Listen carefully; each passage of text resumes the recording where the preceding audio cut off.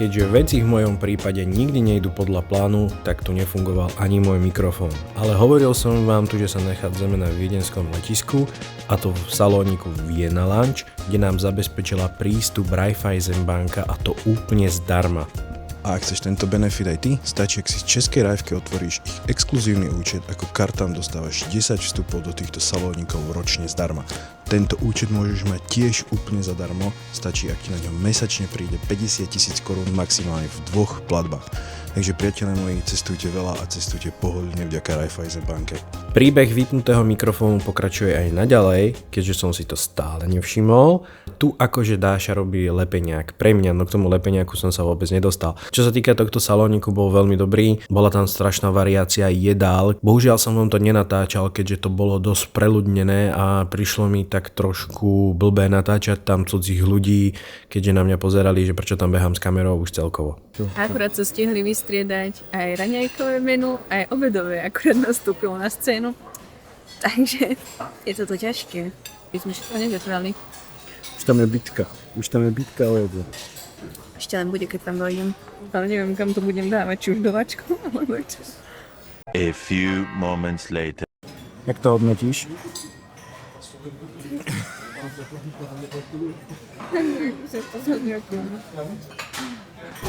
Ako my sme tu, ale akože prvé dojmy také, že what? Toto, že po vojne to tu je. Jako? Tie budovy sú tu fakt podivné, rozpadnuté. Všade je tu špina. Ešte sme nedošli v noci. Autobusár má nestojí na zastávke, zastaví hoci kde, tam ťa vysadí. Ani nepovieš, aká Ani zástavka, nič sa nevie, jaká je. Len proste vystúp a jelo. Extrém zatiaľ, čo to tu je. No jo. Dostali sme sa na ubytko, ale toto ubytko vyzerá fakt extrémne, takže si dáme room tour. Hlavne za tú cenu, čo sme platili. Toto je spálňa, kým tu nie je ešte bordel. Takže mega veľká spálňa. Extrém. Potom kúpeľňa, ktorá je tiež obrovská. Obrovský sprchový kút. Tu si môžeme umyť aj riťku. Potom tu je obývačka aj s Dášou už. Dostali sme nejaké dezertíky, kávu a potom ešte čo sme dostali je červené víno, fľaša červeného vína, nejakého talianskeho, že vraj veľmi dobré. Takže to my nebudeme piť, ale zoberieme ho domov. Potom pani nám tu dala 20-minútový výklad aj s mapkou, doporučila nám reštaurácie, kam oni chodia, aké služby máme využívať, aby sme sa dostali na tú Etnu. A ďalšia vec, teraska. Toto nebudem spomínať, lebo to my aj tak využívať asi nebudeme. Jakže nie, cecký rýža každý deň. Tak budeme. Pokazila mi výlet. A teraska. Naša vlastná teraska. Dám vám potom do popisku, alebo sem niekde do videa dole vám napíšem, že o aké ubytko sa jedná. Že keď budete mať aj záujem ísť do Katánie, tak to využite, lebo fakt to je brutálne. A treba si pýtať izbu s terasou. Lebo toto je fakt mega. Veľmi krásne, je to nové. Super. Takže tak. A teraz na čase Lidl. Dáša už ak v 7. nebi a chodí z jednej pekárne do druhej, aj keď nič nekupuje. Všetci len nepozerajú, takže čo tam vôbec chce. Je pekné pečiu. Zase nič nekúpila. Ja pozerám. Gal, pozri, domáca pekáreň. Ešte aj teraz o skoro pol 8 večer. Že by si mala nakupovať, keď tam pôjdeš. No. Prečo veľa ľudí tam bolo? Ja, to je také neslušné, že keď ideš, Ale čo by to bolo neslušné? Ja sa idem pozrieť. pozeráš, oslintáš veci a ideš preč. Neoslindám veci, boli za vitrínou. Až takú chuť som na ne nemala. Pýtam sa pani, že či je vôbec to tu trošku safe aj v noci chodiť, lebo že jak sme vystúpili sa na tom hlavnom nádraží, že to bolo, takže všetky budovy rozbité, že smrád, špina, jedno zrovna hovorí, že áno, že tá lokalita je celá taká zlá, ale že táto jedna hlavná ulička je úplne safe. Tak ako, či ideš niekde, ale iba jedna ulička je safe. Takže... Ja tam akurát ťahla babu v zábatoch. Chceš ísť pozrieť, no? Aha, tu, áno, ideme. Hoci kde sme za každým a je tam takýto obchod s čínskymi potravinami, obchod s čínskymi obchodmi, dobré. Obchod s čínskymi potravinami, tak proste sme vo vytržení, lebo veci, ktoré nemôžeme a nevidíme tak často, bereme. I don't understand. English. Mohli nás tu zastaviť dvaja malí chlapci a vypýtať si od nás, že aký je náš YouTube, proste. Hovorím, že k tými 24 followermi alebo doberateľmi asi veľa toho nepochopia. Hlavne vedia ani po anglicky a iba po taliansky, takže cez prekladač to riešili, že neviem, čo chcú. Čo to močí? Ono ani to nemá také zlé hodnoty, lebo...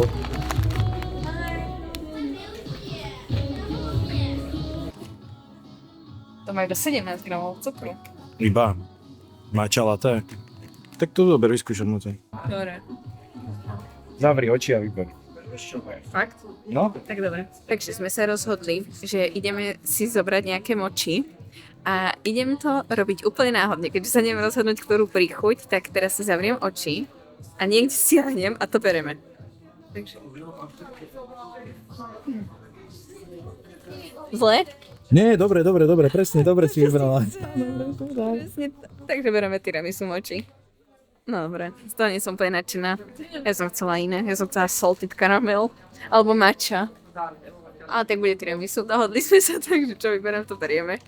Jak hodnotíš tvoj náhodný výber? Fajne. Neviem, tak uvidíme, aké to bude, akože možno to bude dobré. Ale tam ich je viac jak 8. Nie, 8 tam je. Ale však to sú malinké. Tak je to malinké. Tak uvidíme. Doma dáme testať či teraz? Doma. Nice, bro. A toto asi 15 minút non-stop. Všade kam ideš, všade len trúbia. Konečne sme na ubytku a čo sme kúpili v Lidli ako takú prvú pomoc je kurácie prsia. Už hotové kurácie prsia. 350 gramov za 4 eurá, čo si myslím, že je lepší deal, než kupovať tu klasické surové, pretože tam bolo nejakých 400 gramov za 5 euro. Potom proteínové jogurty, to čo máme aj my normálne doma v Lidli, takže na doplnenie nejakých bielkovín. A miesto rýže, lebo nemáme tu rýžovár a nechce sa mi normálne variť tu rýžu, tak klasické cestoviny. Dáša si kúpila tuniaka v konzerve, tie chlebíčky a už to do seba láduje.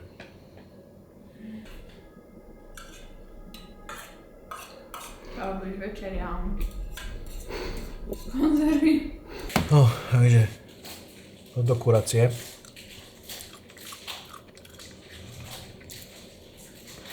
Nič extra, nie je to moc dobré, je to dosť slané, ale stále to je lepšie, než dostať po hube.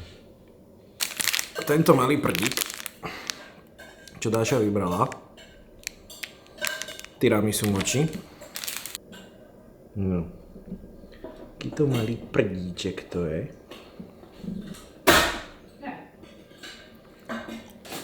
Ale chutí to dobro.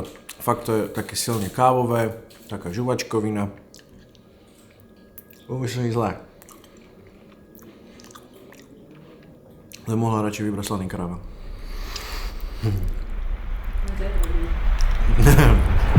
Sometimes I get a little shy, but I don't want to wait you. You make me want to touch the sky. You make me want to get you. Jaký je život s youtuberom? Že ideš si niečo natočiť a stále ti do toho vleze. To nie je pravda. Je to pravda. A potom ja stojím, čakám, kým odtiaľ odíde a ona taká, ideš ma fotiť, tak počkaj. A postaví sa do záberu a čaká, že ju idem ešte odfotiť. Nehovoril som to. To hovorím. Ja som tam stál asi 5 minút, kým si ona spraví video na telefón, kým si spraví video na DJI-ko a potom ešte tam ostane stať, pozrie na mňa, usmeje sa, začne pozovať. Lebo si ma Že? chcel fotiť, Že? si o tom nevedel.